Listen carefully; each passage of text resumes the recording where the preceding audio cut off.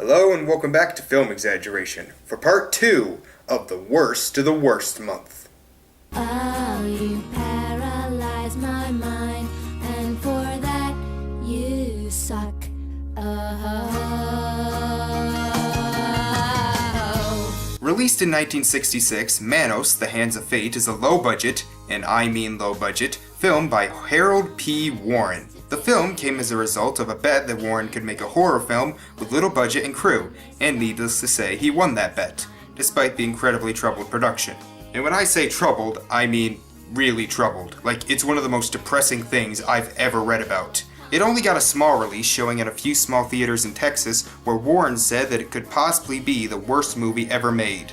After that, it fell into obscurity until the early 90s when the crew at Mystery Science Theater 3000 featured it on their show, and has since grown a cult following, despite being regarded as one of the worst, if not the worst, movies ever made.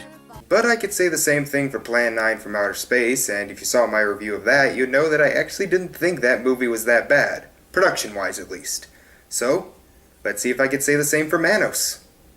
The movie opens up with a family, Michael, Margaret, and their daughter Debbie, heading out on their vacation. Now, the agent said it was about 12 miles from Highway 10, and that was Highway 10 back there. But you know, we should have asked for better directions at the last gas station. Listen, I've never gotten us lost before. If you tell me to ask for directions again, I'll chop you up right in front of our daughter and then feed you to our dog. Mommy, I'm cold. And I think I'm 40. Okay, Debbie, I'll put the top up. Never mind, Mike. Debbie can come up and sit between us. How exactly is that going to keep her warm? And if you say because of the heater, that kind of defeats the purpose of keeping the top down. Now that's better, baby. Why don't we sing a song to help pass the time? Row, row, row your boat gently down the stream. Merrily, merrily, merrily, merrily, life is down the stream. Oh no, Star Trek V flashbacks! Ah! Anyway, they begin driving, and I have to say the music fits absolutely perfectly for a horror film.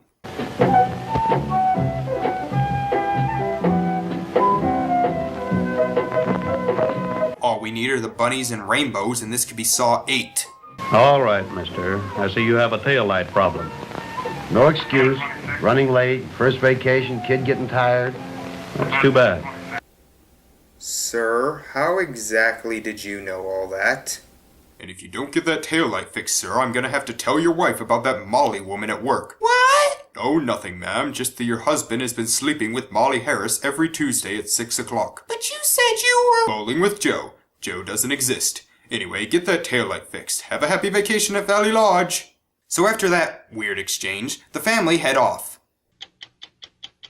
Oh my god, do something of importance! Seriously, I have been watching these three driving around in circles for the last 5 minutes, and all we've seen is badly framed pictures of landscape and choppy editing.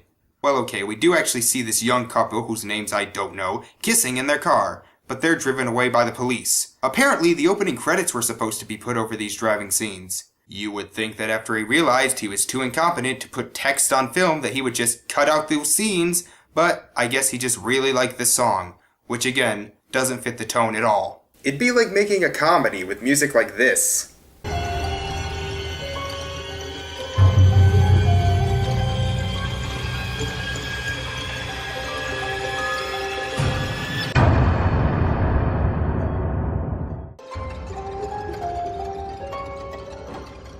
They finally come up to a house where a strange-looking man named Torgo is standing outside. But wait a minute, how are they gonna get out of the car?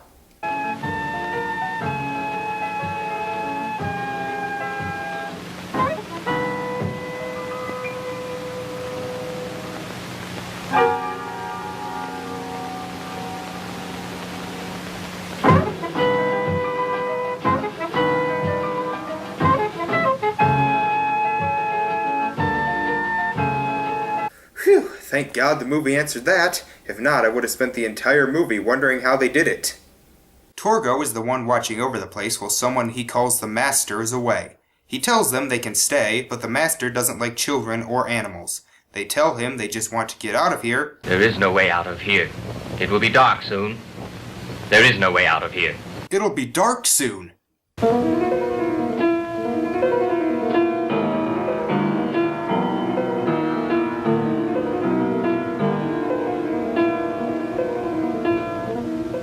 No, sorry, the music isn't helping. This scene is still boring. Torgo eventually decides to let them in and...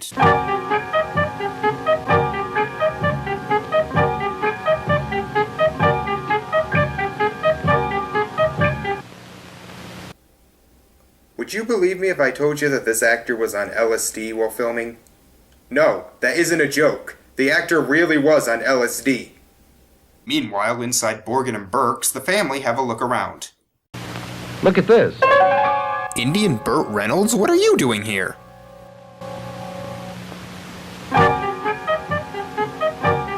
Mike, I'm... Stop using that music! It's like the music itself is mocking the way Torgo walks. Here's some more trivia for you. The director thought a hunchback would be too cliché, so they gave Torgo awkward knees instead. I don't have any witty retort for that, I just wanted you guys to know how batshit insane the director is. Speaking of which, Michael actually is played by director Harold P. Warren, because I guess we needed a face to connect to this train wreck. Insert your M. Night Shyamalan jokes, and then promptly tear them up because he does not deserve to be associated with a movie this poorly made. Hell, Timur Bekmambetov doesn't deserve to be associated with this movie. Torgo tells them that the man in the painting is the master, and heavily implies that he is dead, but he's still with them, no matter what. There is nothing to fear, madam. The master likes you. Nothing will happen to you. He likes you. Likes me? I thought you said he was dead. Dead? No, madam, not dead the way you know it. He is with us always. And then they left. No, we have to wait for the dog to run away to do that. Yeah, the dog runs away because I guess they didn't pay him enough to be in the movie for more than 20 minutes, and Michael later finds him dead. Get back in the house, damn it! My God, Mike, what happened? You didn't even try with that scene. Torgo tries to seduce Margaret, but she slaps him. Which doesn't make a sound, of course, and the family tries to leave. However, their car won't start because of course it won't, and there's no telephone in the house because of course there's not, and they are forced to spend the night. Honey, we'll leave in the morning, and soon this place will be forgotten. Forgotten? I'll never forget. Peppy's gone. And nothing else of interest has happened. I just hope Debbie will understand. She'll understand. She's my baby. She'll understand. I hope so, darling. I sure hope so. She's my baby. She'll understand. We get it! Debbie runs outside and finds the dog from the portrait. The dog runs off, and Michael and Margaret scold Debbie for running away. Well, you guys were the ones who lost her, despite the fact that she was 3 feet behind you. I have to admit, that takes talent. You have to be a special kind of incompetent parent to lose your child that way. Oh, by the way, I can't understand what Debbie is saying. At all. You dub her voice, and I still can't understand shit. The family find a room with the master lying on a table surrounded by women. That's how I want to go. And Margaret locks herself and Debbie in the bedroom while Michael tries to find Torgo. Unfortunately, Torgo finds him first and knocks him out, and then slowly, and showing every second of it, ties him to a pole. The master wakes up, and then we cut back to the teenage couple from earlier, still kissing despite the fact that it's now dark. Guys, you better get out of here before the Zodiac Killer shows up. The cops tell them to get out, and they tell him about the family. And I just realized I have no idea what these three's last names are.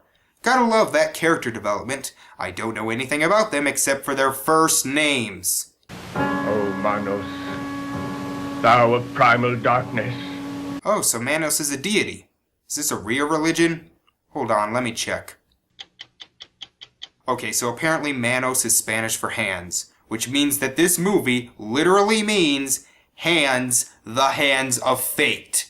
Which can join such famous titles as Paranormal Activity, The Happenings, 12 Angry Men Get Mad, and of course, Winter's Tale, The Piece of Shit. The master awakens his wives and they do what you would expect a bunch of hot chicks to do after they first woke up. Argue. The wives argue whether they should kill Debbie, and somehow it turns into the unsexiest catfight I've ever seen. How much longer is this movie? Fuck you, we're rushing through it again. Torgo is put on a stone table to be sacrificed, and after the wives fail to do that, I'm not dead. the master burns off his hand. Michael escapes because Torgo didn't tie him up properly. I saw you tie him up in every excruciating detail. If you couldn't do that properly, then you don't deserve that hand. The The family try to make a run for it, but Margaret falls. I can't go on. Take Debbie and run. I scraped my knee. Just leave me here to die. The master kills one of his wives and sends his other wives out to find them.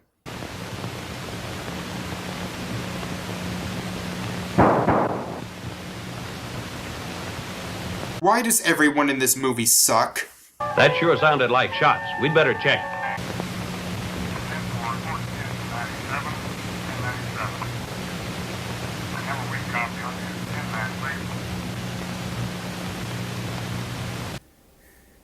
Seriously, why does everyone in this movie suck?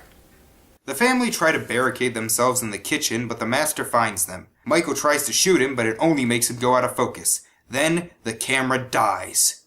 We then see two women driving, and oh no, not more driving! Please, no more driving! Good God, guys, have you been up to that all night? Do you just get high from her lips or something?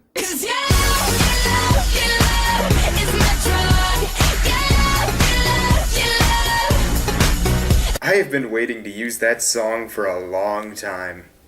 The women come up to the house where Michael is standing outside.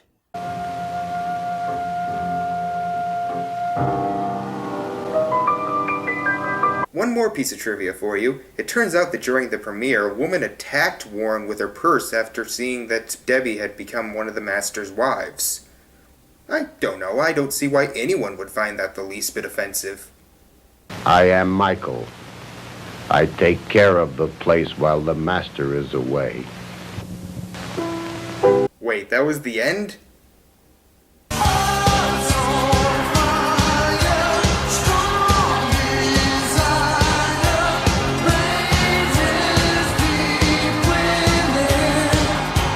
And you know what? If I gave a shit about anything going on, that ending might have actually been pretty cool. This movie is one of the worst things. Not just movies, things. You can put it on a chart with some of history's most greatest villains. Satan, Cancer, Hitler, Windows Movie Maker, Manos the Hands of Fate.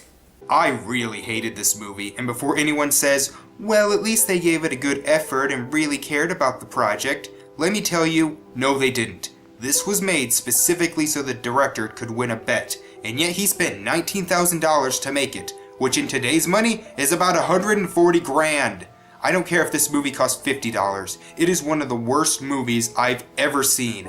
I hated it, and it's well deserving of being called the worst movie ever made. The cinematography is awful. The sound mixing doesn't exist. The editing is choppy. The story is stupid and repetitive and really, really boring. This is not a movie you should ever watch by yourself. Even watching it with friends, you would get bored really fast. Everything about this movie is bad. Well, okay, the costume designs were pretty cool, and even some of the music was decent, but none of it fits. In the description is the link to a website for a group of people who want to remake this movie. Please, check them out. We need this remake to happen. The premise is good. If someone with even the slightest bit of directing talent is behind it, then we may have a great B-movie in the future. But in the end, can I really get mad at a movie when even the director admits it sucks? Of course I can! But at least it's done. So, what's next week? Postal? What the hell is Postal? Oh, son of a...